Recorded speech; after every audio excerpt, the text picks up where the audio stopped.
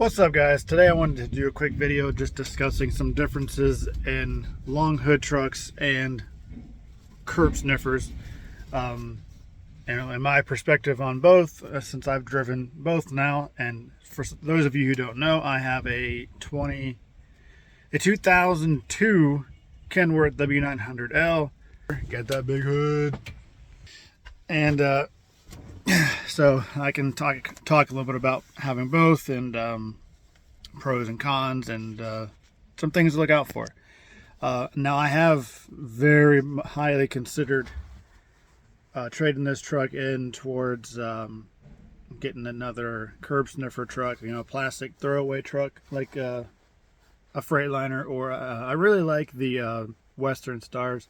I feel like they're a good balance of something that looks cool and is still aerodynamic. I'm a fan of the DD15 and all that stuff, but so the biggest reason why you'd want to do that is fuel economy, and it's a huge portion of your income, how much money you save in the tank. It can be upwards, I think the difference between like 6 and 8 miles per gallon is something like $2,500 a month. So it can add up real quick. Now, there's also something to be said about no DEF, no DPF filters, and then no tiny sensor putting you out of service for months and months at a time because can't get the parts and all that good stuff. There's something to be said about that. There's also something to be said about being able to do a lot of the work yourself. Access to different parts of the engine and different components is easier because the hood is so long, blah, blah, blah, blah, blah. And there's also something to be said about, and I'm not sure, some of you will fit in this and some of you won't, but it's having a little bit of, it could be more of like a pride / ego thing, driving a truck like this, because some people want to do it for ooh, look at me, I look cool. Some people want to do it for keeping the old stuff going, because if it ain't broke, don't fix it, and it's just really cool. But being able to work on it yourself and do modifications to them yourself, and there's some pride to be said in keeping a truck like that. Now, I'm a little bit of both, because I was new to the owner-operator thing, honestly. I did some lease purchases and things like that, but a lease purchase driver is not an owner-operator. You are a company driver. You're just a glorified, not even glorified, you're less than glorified company driver. Company driver is actually higher on the totem pole than you are, but a different video. But yeah, I'm definitely a mix between that, because there's definitely part of me that whenever we get on the radio and they say, "Hey, big truck," I'm like, yeah, that's me. And there's some of that, I'm not gonna lie. But I do also like, I've done the air dryer, I've done tie rods, I've got the bunk heater installed, things like that. Have done multiple lights that have gone out, rewired new headlights, and it'd be really hard to do some of that stuff on one of those curb sniffer trucks like that Freightliner over there I keep looking at. But as far as fuel economy goes, I have been averaging, and I'll show you guys a screenshot of it right here.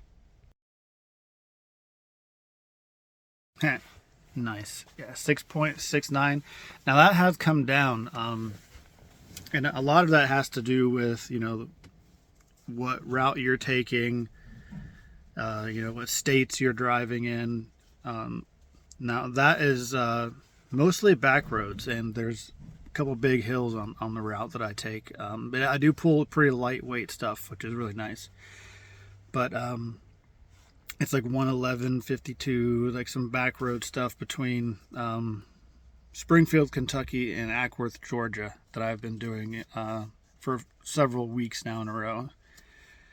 So that's been real nice. But if I was on the freeway all the time, on 75, if I went out of the way to go do that, the fuel economy would be better. because I have stoplights, little towns, two really big. There's a 9% grade on this route, which is, it don't matter if you're empty or not. I mean, that's a sledding hill.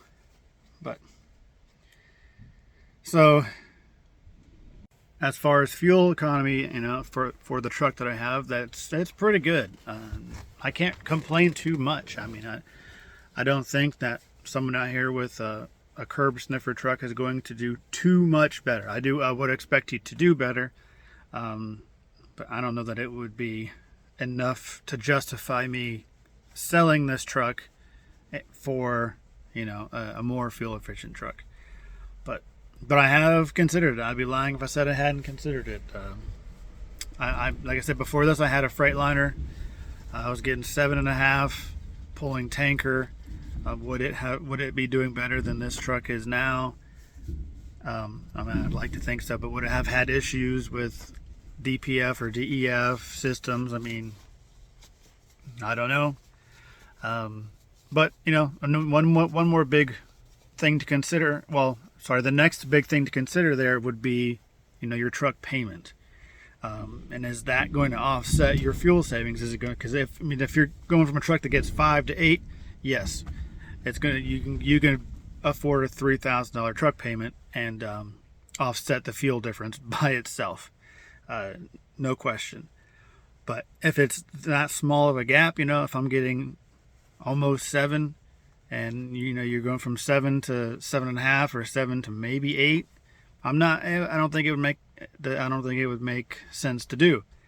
But everyone's situation is different, and what everyone needs to bring home is different.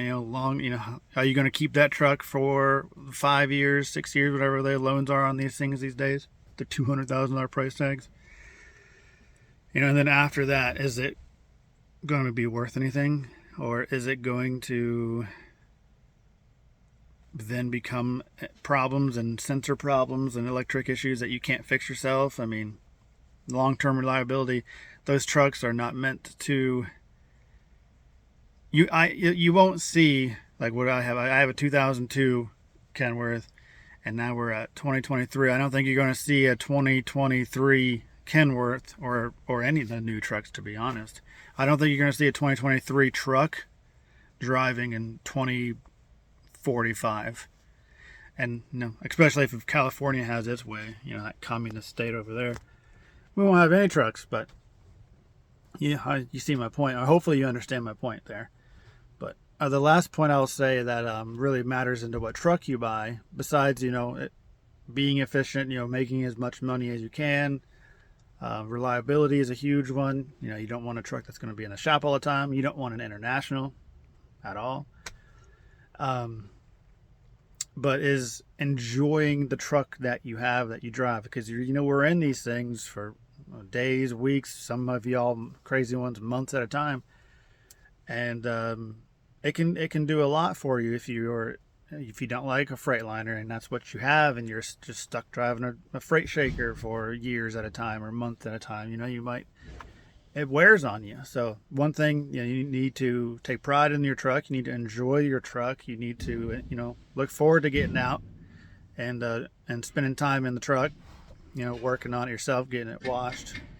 All that stuff, plays a part into enjoying the career and, staying here long term, or finishing out your loan at least, So that's just some of the things that I've been thinking about in the last couple of days. Let me know what you all think down below, and stay safe. See you later.